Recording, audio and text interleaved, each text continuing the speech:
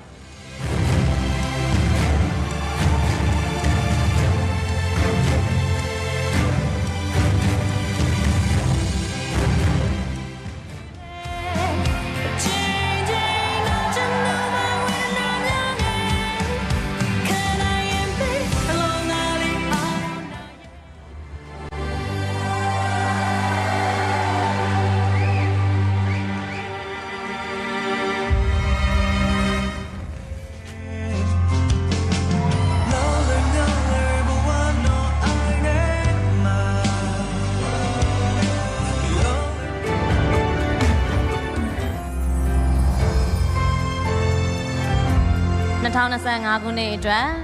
အကောင်းဆုံးအမျိုးသမီးဇက်ပို့စုကိုဖွင့်ဖောက်ကြေညာပေးနိုင်ရန်အတွက်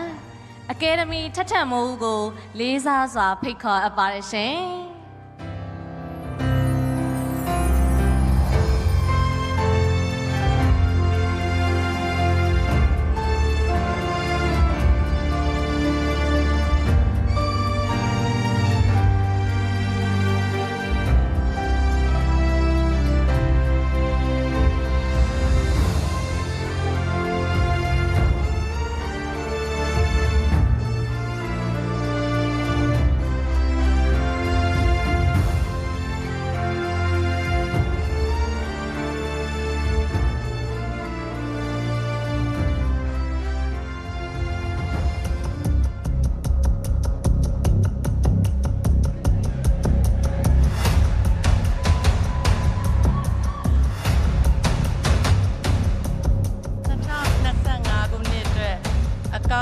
အမျိုးသမီးဇက်ပို့စုကတော့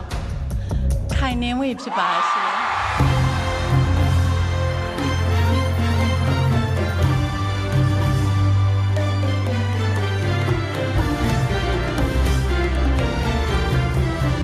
ဒီကိုယ်တိုင်မရိသမားသမီးဖြစ်ရတာမဟုတ်ခဲ့ဆိုပြီဘာဖြစ်လို့ဒီဖြစ်ဆိုပဲအရှာတာကမြင်နေပြောနေရတာလေနေအောင်ကမွေးတာဒီလိုစပ်ပြတဲ့အတွင်းတဲမမဟုတ်ဘူးသမီးရဲ့ဘာလို့မလဲဘာလို့ဒီမှာတော့မလဲရှင်ဘာလို့သမီးတော့ဘောမေအဲ့တော့ဒီကလည်းမြင်ကြပါလေတော့သမီးလာဘောမေ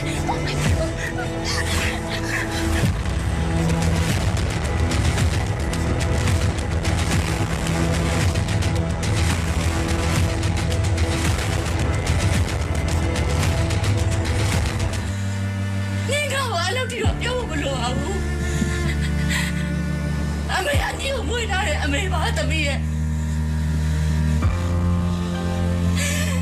ညီရတာလေငါတို့တာအမေပေါ်မှာရက်ဆက်ပြီးတော့တစိမ့်ချုံချုံပြီးထပ်သွားတာတနေ့နေ့တော့အဲ့ဒီပူကလောင်ရတာလေမရှိပဲနဲ့တပည့်တော်မှာတီလာရှင်ဝှချင်ပါသေးတယ်ဖေဟာဘာလို့အဲ့ဝှချင်ပါလေဖြစ်နေရတာလဲတဲရတော့တဲ့သွားပြီလေဘာလို့မရမှာမလို့လဲ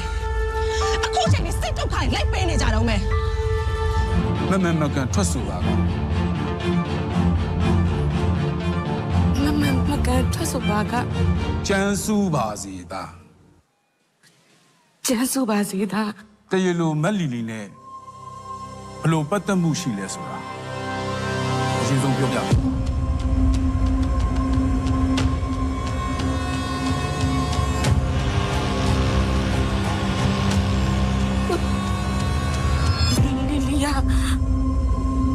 လီယာကျမရဲ့သမီးပါကျမသမီးလီလီယာ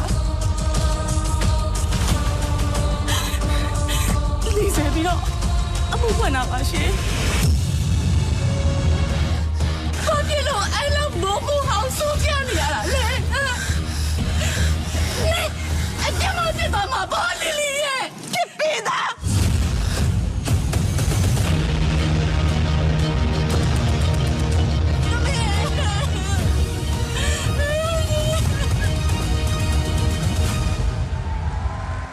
မ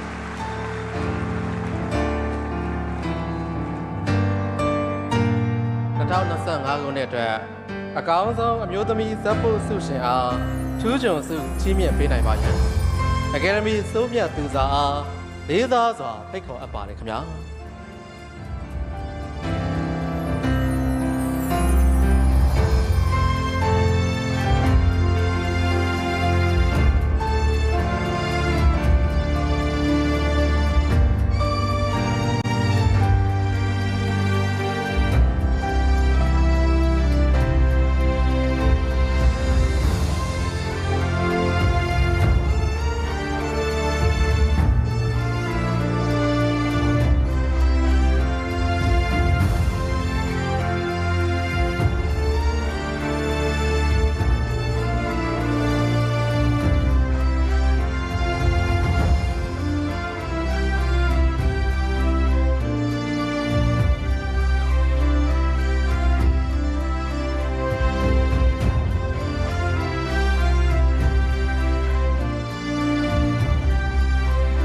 2025ခုနှစ်အတွက်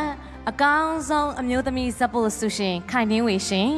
ထူးချွန်ဆုကိုလက်ခံပေးနိုင်ရန်လေးစားစွာဖိတ်ခေါ်အပ်ပါတယ်ရှင်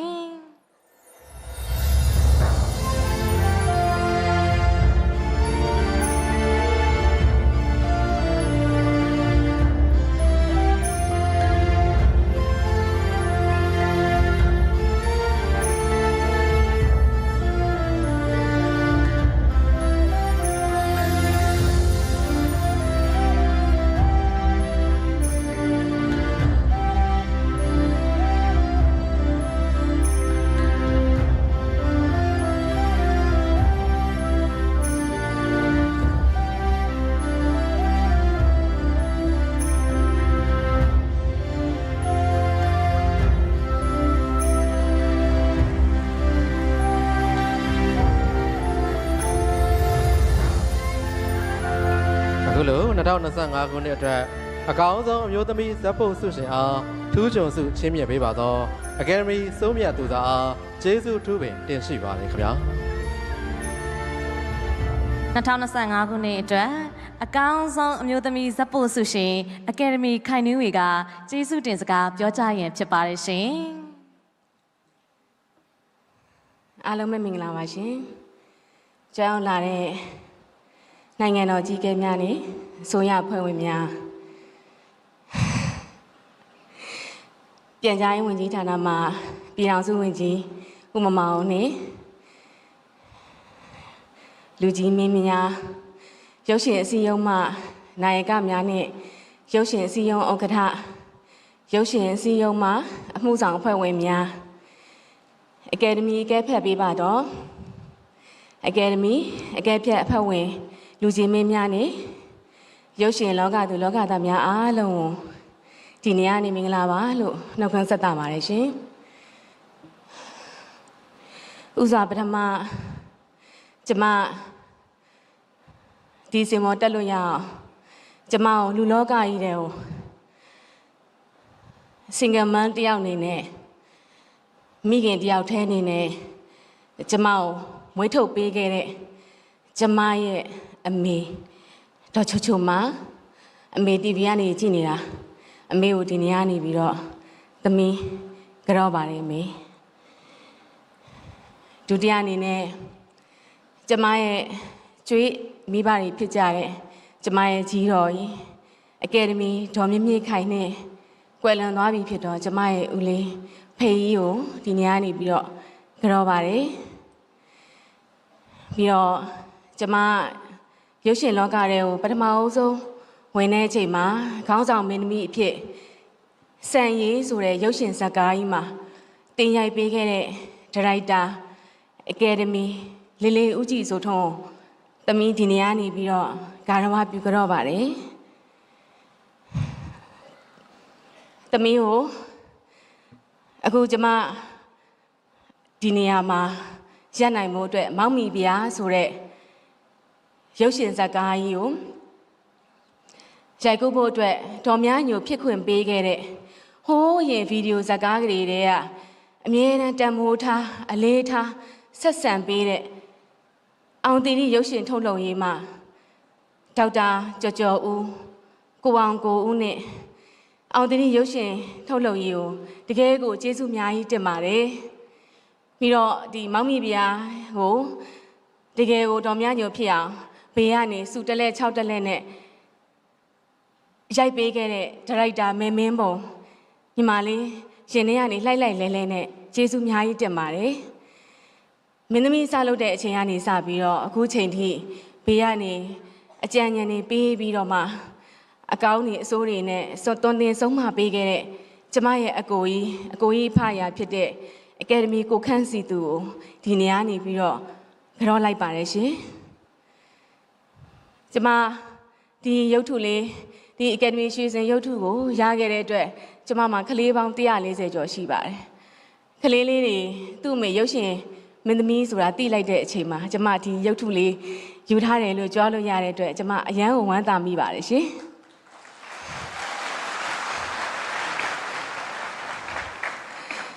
ပြီးတော့